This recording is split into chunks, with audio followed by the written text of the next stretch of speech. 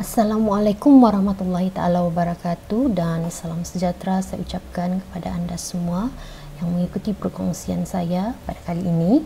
Dan pada hari ini saya akan kongsikan dengan anda semua tentang tips menjawab soalan sejarah SPM khusus bagi kertas 2, iaitu bahagian soalan esei.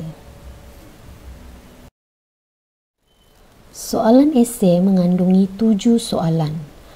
Selepas soalan struktur 1, 2, 3, 4, maka soalan akan diikuti dengan soalan esei, iaitu bermula dengan soalan 5 hinggalah ke soalan yang ke-11.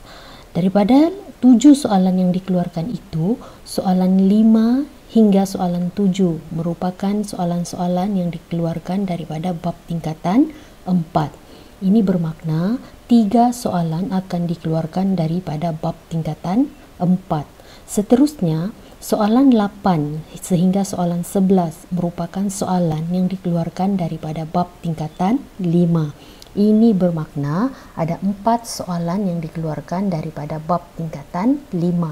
Sebenarnya dari sini pun sudah memberi gambaran kepada kita bahawa 4 soalan dari bab tingkatan 5 itu sangat penting, ya.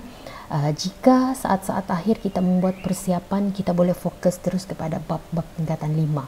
Namun dengan masa yang masih ada, dengan masa yang masih banyak, saya yakin semua murid ada peluang untuk mengulang kaji atau belajar semua bab, ya, bab tingkatan 4 dan bab tingkatan 5. Tapi fokus itu akan kita kecilkan dari semasa ke semasa, terutama apabila menjelang peperiksaan, katalah tinggal 3 hari atau 2 hari lagi peperiksaan bagi kertas 2 ni, maka murid boleh fokus kepada soalan-soalan yang dikeluarkan daripada bab tingkatan 5, kerana 4 soalan esei dikeluarkan dan calon hanya perlu menjawab 3 soalan, ya. Daripada 3 soalan itu pula saya mencadangkan kepada calon semua agar menggunakan masa 25 minit maksimum untuk menjawab setiap soalan, ya. Kerana apa?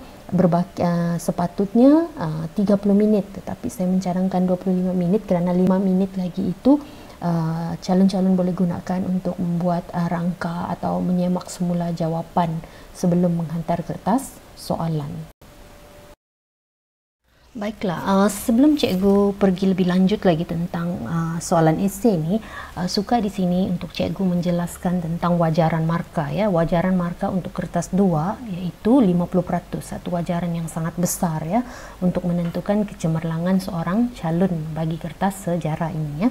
Okey, daripada 50% tu sebenarnya 20% tu adalah daripada soalan struktur dan 30% lagi daripada soalan esei. Jadi bila digabungkan menjadi 50%. Jadi wajaran yang besar ini penting untuk calon-calon mempunyai satu strategi bagaimana mau memperolehi markah yang maksimum untuk sejarah kertas 2 ini, ya. Jadi cadangan-cadangan cikgu adalah 4 perkara ini. Yang pertama, calon perlu fokus tema, bukan target soalan, ya, tetapi fokus kepada tema. Maksudnya, cikgu bagi satu contoh tema 7. Tema 7 tu terdiri daripada 3 bab, iaitu bab 1, bab 2, bab 3 tingkatan 4. Tahun lepas telah dikeluarkan, contohnya tahun lepas telah dikeluarkan soalan daripada bab 2. Jadi calon boleh memberi fokus kepada bab 1 dan bab 3 kerana biasanya soalan yang telah dikeluarkan itu kebarangkalian untuk dikeluarkan semula adalah rendah. Jadi ini memberi peluang kepada calon untuk mengecilkan sedikit fokus pada tema tersebut, ya. Kemudian yang kedua ialah dari segi penguasaan teknik menjawab. Seorang calon kalau mempunyai pengetahuan atau konten yang luas, yang bagus dalam subjek sejarah ni, tetapi tidak menguasai teknik menjawab, boleh menjejaskan pencapaian murid berkenaan, ya. Oleh itu pada hari ini cikgu memberikan fokus, sebenarnya perkongsian cikgu memberikan fokus kepada teknik menjawab soalan esei, ya, sebab soalan struktur sudah cikgu bagi dalam slot sebelum ini. Satu lagi yang calon perlu tekankan ialah tentang bab soalan yang keluar daripada bab tingkatan 5. Seperti yang cikgu jelaskan sebelum ini, 2 soalan struktur akan keluar dari bab tingkatan 5 dan 4 soalan esei akan keluar dari bab tingkatan 5. Jadi saat-saat akhir mungkin 2 minggu sebelum menjelang peperiksaan SPM yang sebenar, calon-calon sudah boleh mengecilkan fokus kepada bab-bab tingkatan 5 ya. Tapi seperti yang cikgu ingatkan, kena belajar juga untuk semua bab tingkatan 4, tingkatan 5. Cuma saat-saat akhir kita perlu kecilkan fokus itu kerana kita mahu berusaha untuk mendapat pencapaian yang baik bagi soalan yang kita bakal jawab. Dan satu lagi yang penting ialah tentang kebat ya. Kalau kita tengok soalan esei ni, bahagian C itu adalah soalan kebat. Dan setiap soalan itu biasanya peruntukannya adalah 6 hingga 8 markah. Dan yang terkini adalah 8 markah. Jadi kalau calon menjawab 3 soalan esei, bermakna kena menjawab 3 soalan kebat. Dan 3 soalan kebat itu sebenarnya sudah berjumlah 24 markah. Oleh itu, sekiranya calon mampu menjawab soalan kebat ini dengan baik, ya, sesuai dengan peruntukan markah, mampu memahami soalan dengan baik, 24 markah itu juga sangat penting untuk calon memperolehi pencapaian yang baik untuk soalan esei. Seterusnya, jadual yang cikgu kongsikan ini membolehkan calon-calon memberikan fokus terhadap soalan sejarah mengikut tema. Kalau kita lihat di sini, terdapat tema 7, 8 dan 9 yang merupakan tema-tema daripada bab-bab tingkatan 4. Kita lihat di sini tema 7. Tema 7 ni terdiri daripada bab 1, bab 2 dan bab 3, dan biasanya untuk 3 bab ini akan keluar sekurang-kurangnya 1 hingga 2 soalan. Oleh itu, murid-murid, kalau kita lihat, cikgu ada meletakkan tanda berwarna merah. Kenapa cikgu letakkan tanda berwarna merah? Sebab bab 1 dan bab 3 itu adalah bab yang belum lagi ditanya pada tahun lepas, tetapi bab 2 itu baru sahaja dikeluarkan soalan pada tahun lepas. Jadi di sini murid-murid boleh memberi fokus ya dalam tema ini, iaitu bab 1 dan bab 3. Seterusnya kita lihat pula tema 8. Tema 8 ini terdiri daripada bab 4, 5, 6 dan 7 serta bab 8. Dan cikgu tandakan merah di bab 4 dan juga bab 8 kerana 2 bab ini tidak ditanya dalam peperiksaan SPM pada tahun lepas. Begitu juga dengan tema 9, memandangkan soalan telah dikeluarkan daripada bab 9, jadi tahun ini kita memberi fokus kepada bab 10. Berikutnya kita tengok pula daripada tema bab-bab tingkatan 5, iaitu tema 10 terdiri daripada bab 1 dan bab 2, dan cikgu tandakan berwarna merah kerana bab 2 itu tidak ditanya pada tahun lepas. Tetapi kalau bagi cikgu, untuk bab 1 dan bab 2 ni sebenarnya soalan popular ya. Soalan popular pernah ditanya sekali, dua bab keluar satu soalan ya.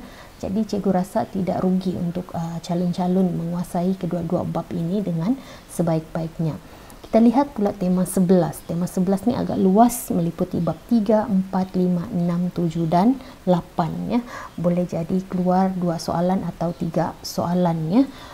Dan yang popular di sini sebenarnya adalah bab 8. Kalau kita tengok analisis ya, bab 8 tu sangat popular.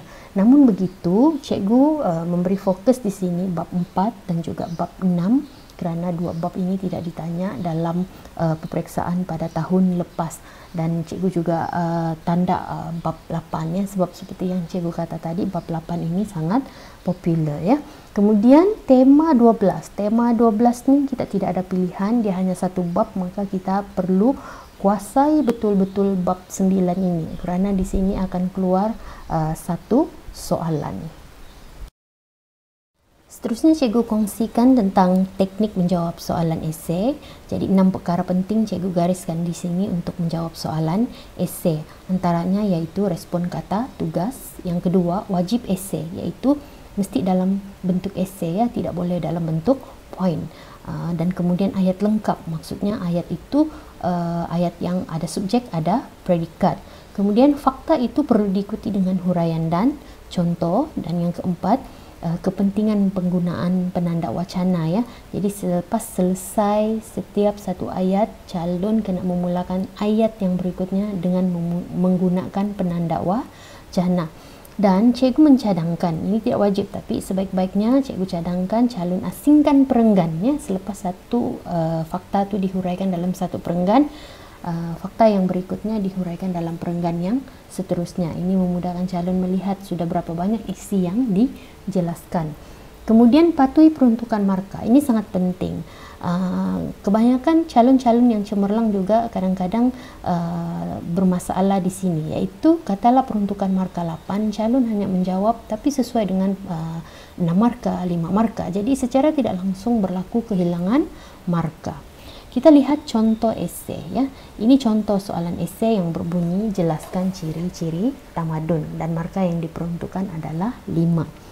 Dan ini merupakan adalah contoh jawaban calon. Ya, kalau kita lihat di sini, kita lihat panduan yang cikgu sediakan tuh, adakah calon yang menjawab soalan ini dia respon kata tugas ya. Kalau kita lihat di sini calon ini memang respon kata tugas. Kita tengok jelaskan ciri-ciri tamadun. Jadi calon ini dia memulakan ayat dengan respon kata tugas, yaitu antara ciri tamadun. Ya. Kemudian kita tengok garis panduan yang kedua, wajib esei atau ayat lengkap. Adakah calon ini menjawab dalam bentuk esei dan ayat lengkap? Ya, calon ini menjawab dalam esei yang lengkap ya. Kemudian kalau kita lihat calon ini juga memberikan fakta, huraian dan contoh. Untuk perenggan kedua juga begitu, fakta, huraian dan contoh. Begitu juga dengan perenggan ketiga, fakta, huraian dan contoh ya. Kemudian kita lihat, adakah calon ini menggunakan penanda wacana? Ya, calon ini menggunakan penanda wacana ya. Jadi esei yang bagus ya, calon ini sediakan. Kemudian, adakah calon ini mematuhi peruntukan marka? Kita lihat berapa marka yang diperolehi oleh calon ya. 1, di sini ada 2 marka, di sini ada 1 marka, di sini ada 2 marka, dan di sini ada 1 marka, 1 marka, 1 marka. Ini bermakna calon ini berjaya ya, memberikan satu jawaban 9 marka, tetapi marka yang diperuntukkan yang diperlukan hanyalah 5. Jadi maksimum calon ini mendapat 5 marka. Baiklah, kita lihat pula contoh jawaban yang berikutnya ini. Kalau kita lihat di sini esei calon ini respon terhadap kata tugas ya. Kalau kita lihat di sini bunyi soalan jelaskan ciri-ciri tamadun dan calon menjawab antara ciri tamadun. Jadi calon ini memang respon pada kata tugas soalan tersebut ya. Adakah calon ini menjawab dalam bentuk esei dan ayat yang lengkap? Kalau kita tengok di sini memang calon ini menjawab dalam bentuk esei dan juga menggunakan ayat yang lengkap ya.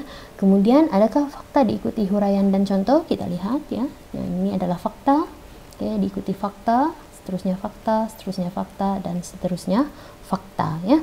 Dan adakah calon ini menggunakan penanda wacana? Ya, calon ini menggunakan penanda wacana ya. Setiap selesai satu ayat, calon ini memulakan ayat yang berikutnya dengan penanda wacana. Jadi ini satu esei yang bagus ya. Kemudian adakah calon ini mengasingkan perenggan? Tidak ya. Walaupun calon ini tidak mengasingkan perenggan, seperti cikgu katakan tadi, tidak wajib. Tapi yang penting calon-calon boleh menulis dengan mudah dan dapat melihat berapa banyak sudah fakta yang dihuraikan bagi memastikan calon mematuhi peruntukan marka. Kita tengok adakah calon ini patuh dengan peruntukan marka. Kalau kita lihat di sini peruntukan marka adalah 5. Jadi kita lihat di sini calon dapat 1 marka, 1 marka, 1 marka, 1 marka, 1 marka. Bermakna calon ini mendapat 5 marka dan patuh akan peruntukan marka pada soalan. Kita ikuti pula contoh yang berikutnya.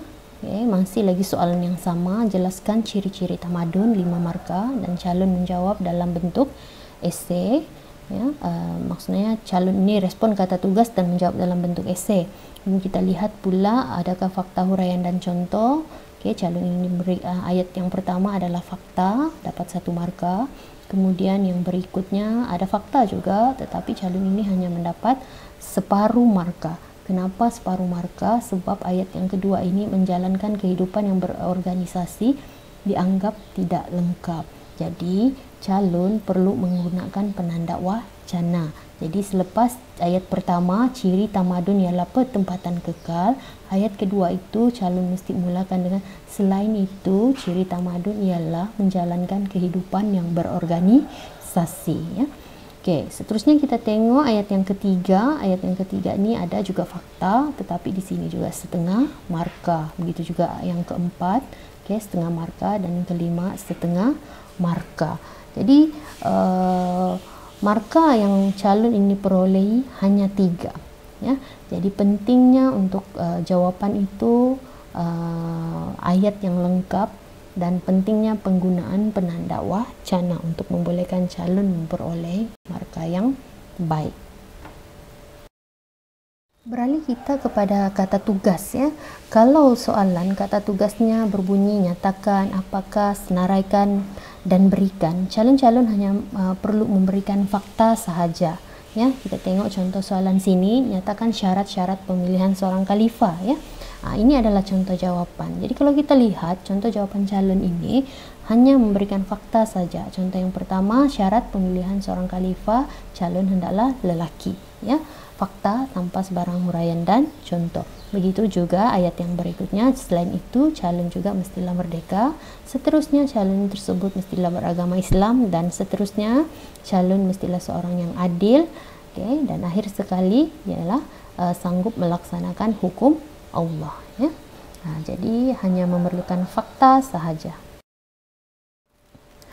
Bagi kata tugas seperti mengapakah, bagaimanakah, jelaskan, sejauh manakah, perihalkan, terangkan, ceritakan dan huraikan. Okey, untuk kata tugas seperti ini sebaik-baiknya jawapan calon mengandungi fakta, huraian dan contoh, ya. Di sini cikgu bagi contoh esei, ya. Kalau kita lihat ini adalah contoh esei yang lengkap dengan fakta, huraian dan contoh. Contohnya antara ciri tamadun ialah pertempatan kekal, iaitu manusia menetap, contohnya di kawasan lembah, sungai. Kemudian diikuti dengan isi yang kedua dimulakan dengan penanda wacana, selain itu kehidupan berorganisasi, iaitu agar kehidupan teratur, contohnya golongan pemerintah. Terusnya cikgu ingin kongsikan tentang tips menjawab soalan sejauh manakah. Sebenarnya soalan sejauh manakah ni adalah antara soalan yang paling senang. Kenapa cikgu cakap soalan ni paling senang? Sebab biasanya soalan ni dia akan sediakan fakta untuk dalam soalan tu untuk murid beri ulas ataupun membuat penilaian. Cikgu bagi contoh soalan. Kalau kita lihat di sini, soalan ni dia sudah bagi 2 fakta. Jadi 2 fakta inilah yang calon perlu ulas atau perlu nilai. Jadi kalau kita lihat soalan ini berbunyi sejauh manakah ciri pertempatan kekal dan bahasa tulisan itu mempengaruhi perkembangan tamadun awal manusia. Jadi bagaimana mau menjawab soalan ini? Okey, yang pertama, calon mesti ulas fakta sedia ada dalam soalan. Boleh bagi fakta lain. Okey, selepas hurai 2 fakta, contoh di sini selepas hurai 2 fakta ni, boleh bagi fakta lain, boleh bagi ciri lain, boleh. Tetapi ulas dulu 2 fakta yang ada. Kemudian bagi ranking setiap fakta. Contohnya sangat penting, penting, agak penting ataupun kurang penting. Tapi biasanya calon-calon biasa menggunakan sangat penting atau penting. Okey, ini contoh jawapan murid. Kalau kita lihat di sini jawapan murid, okey, dia respon, ya, kata kunci soalan. Ciri pertempatan kekal sangat penting. Dia bagi ranking, kan? Ciri pertempatan kekal. Fakta yang pertama, sangat penting mempengaruhi tamadun. Okey, soalan mempengaruhi tamadun kerana manusia mula menetap, iaitu di sekitar lembah, sungai, kerana terdapat sumber air. Jadi fakta huraian contoh berkaitan dengan pertempatan kekal. Okey, calon ini tambah lagi, ya. Seterusnya kawasan berkembang menjadi sebuah bandar, ya. Pertempatan itu berkembang menjadi sebuah bandar dengan pelbagai kemudahan. Okey, dapat lagi 1 markah. Kemudian calon ini teruskan dengan isi yang kedua, iaitu selain itu ciri bahasa tulisan juga penting. Dia bagi ranking, kan, penting dalam mempengaruhi perkembangan tamadun bagi membolehkan masyarakat merekod. Di sini fakta dia merekod perkara-perkara penting tentang kegiatan harian. Merekod kegiatan harian seperti apa? seperti hal ehwal pentadbiran. Jadi calon ini sudah menghuraikan dua fakta yang diberikan dalam soalan, dan calon ini dia mau tambah lagi huraian. Okey, dia cuba menghuraikan tentang agama dan kepercayaan. Nah, di situ calon itu dapat lagi markah. Seterusnya cikgu ingin berkongsi tentang inference. Inference ni merupakan rumusan ataupun kesimpulan kecil yang perlu ditulis bagi setiap soalan esei bahagian C, iaitu soalan kebat, ya. Dan daripada esei murid di bahagian C itu, inference ini terletak di bahagian akhir ayat, ya. Antara perkataan yang cikgu cadangkan sesuai digunakan untuk menjelaskan tentang inference di dalam esei itu ialah ini, ya. Ada beberapa, mungkin ada lagi yang lain. Ini antara beberapa yang boleh cikgu tunjukkan. Contohnya, oleh itu maka jelaslah, dapatlah dirumuskan, kesimpulannya, tuntasnya, tegasnya. Jadi sebelum menamatkan ayat yang terakhir tu, gunalah istilah ini dan ikutilah dengan ayat yang sesuai dengan topik yang calon telah huraikan. Kalau susah sangat untuk mendapatkan idea menulis inference tersebut, cadangan cikgu, ya, kalau susah sangat mendapat idea menulis inference yang sesuai dengan tajuk yang anda tulis tu, sebaik-baiknya bagilah iktibar. Oleh itu kita mestilah, maka jelaslah, kita mestilah, macam itulah, ya. Jadi sekurang-kurangnya calon ada juga menulis tentang inference di esei ataupun jawapan calon itu. Terusnya cikgu ingin mengingatkan calon agar berhati-hati, ya, dengan soalan yang memerlukan dua bahagian jawapan. Berdasarkan pengalaman cikgu, kebanyakan calon cuai, ya, untuk mendapat markah yang baik ketika menjawab soalan ini. Okey, ini contoh soalan tahun lepas. Bincangkan kebaikan dan keburukan globalisasi. Ada calon yang memberikan jawapan lebih tertumpu kepada kebaikan globalisasi. Contohnya memberikan 6 isi berkaitan dengan kebaikan globalisasi dan hanya memberikan satu tentang keburukan globalisasi. Oleh itu, 6 kebaikan globalisasi yang diberikan itu, hanya akan dikira 4 sahaja. Maksimum hanya akan dikira 4 sahaja. Dan keburukan tu disebabkan bagi satu saja, calon bagi satu saja, maka calon itu dapat 1 markah, ya. Jadi kena seimbang. Bila tengok soalan ni ada dua bahagian, kebaikan dan keburukan, calon mestilah seimbangkan jawapan, iaitu 4 markah mesti tentang kebaikan, 4 markah lagi mesti tentang keburukan. Kemudian ini satu lagi contoh soalan 10C, mengapakah matlamat untuk menyatu padukan kanak-kanak sekolah berbilang kaum dan menyediakan tenaga kerja penting kepada negara.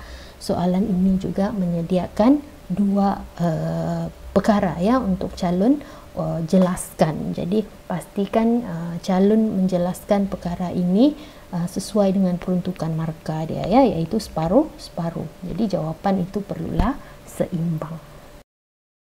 Seterusnya cikgu ingin kongsikan tips, ya, untuk menulis ayat yang membolehkan calon menulis ayat berlapis, ya. Bila menulis ayat berlapis ni kecenderungan untuk mendapat markah tu lebih baik, ya.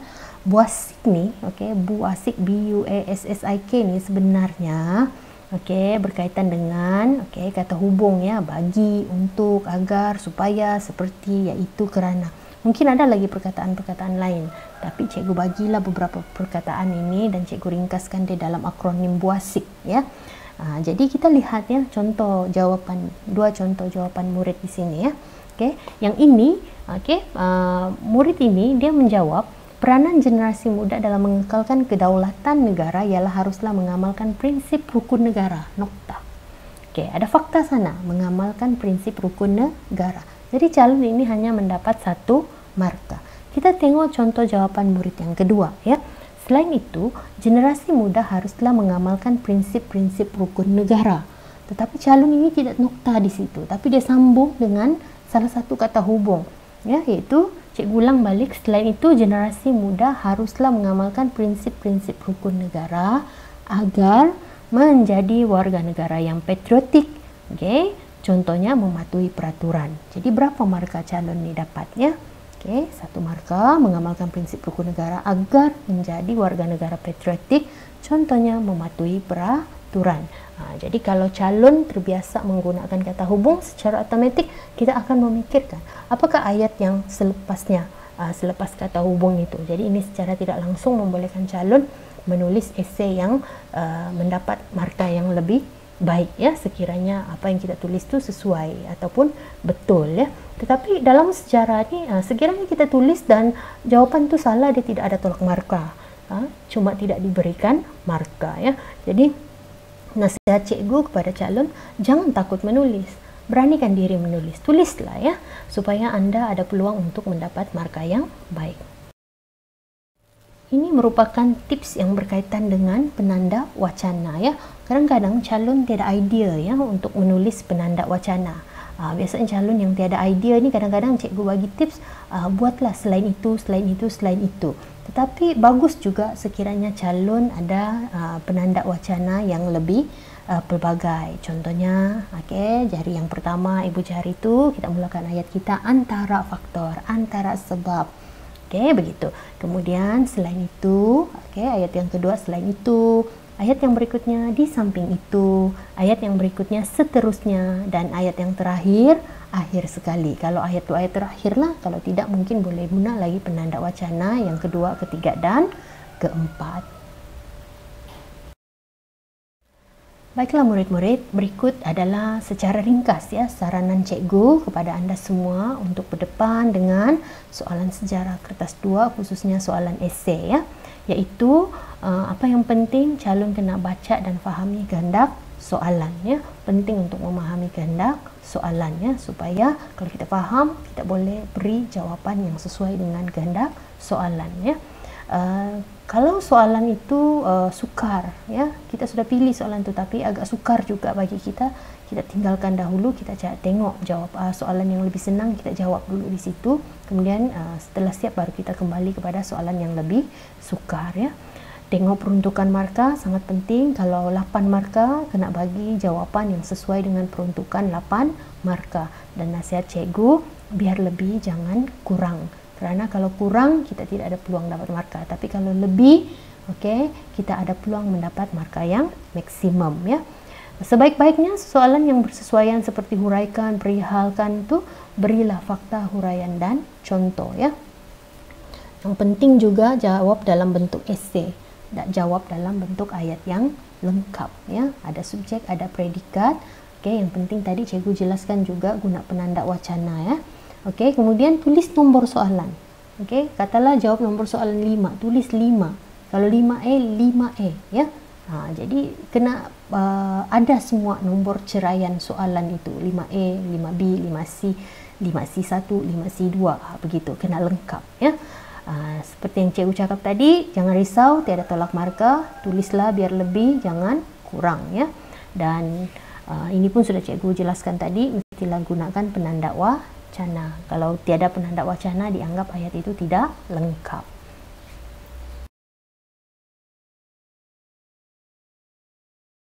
Dengan itu, sekian dulu perkongsian cikgu. Cikgu berharap Anda mendapat manfaat daripada perkongsian ini. Dan doa cikgu, semoga Anda berjaya dan cemerlang dalam peperiksaan SPM Sejarah. Terima kasih.